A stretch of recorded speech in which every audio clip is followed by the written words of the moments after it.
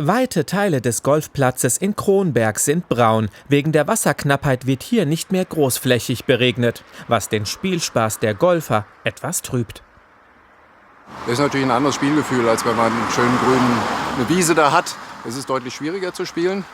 Und es ist natürlich viel schöner, einfach durchs Grün zu laufen, als durch so eine braune Wiese. Aber das ist ja beim Spaziergang durchs Feld im Moment ganz genauso. Also ich habe Verständnis dafür, dass man bei Wasserknappheit hier nicht wässert. Aber es ist einfach schade. Doch das Grün, nach wie vor ziemlich grün, das wird punktuell immer noch gewässert mit Kronberger Grundwasser. Und zwar mal 18 für jedes Loch über den gesamten Golfplatz verteilt, trotz roter Wasserampel in der Stadt. Während die Bürger Kronbergs ihre Gärten nicht mehr bewässern dürfen und ihrem Rasen und den Pflanzen beim Braunwerden zusehen, patten die Golfer auf saftigem Grün.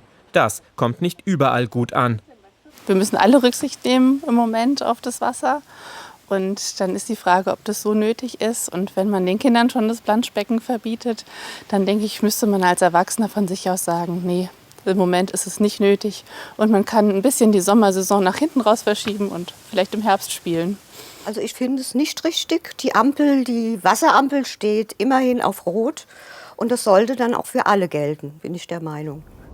Normale Rasenflächen erholen sich in der Regel wieder, wenn die Trockenheit nachlässt. Ein vertrocknetes Grün aber ist nicht mehr bespielbar, wie uns ein Golfer erklärt.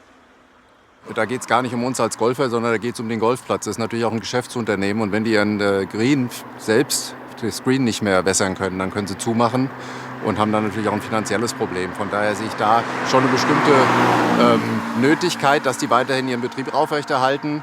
Verständlich, dass die Fairways nicht bewässert werden, aber bei den Grüns sollte es, solange es geht, auch gemacht werden, einfach damit der Geschäftsbetrieb offen bleibt.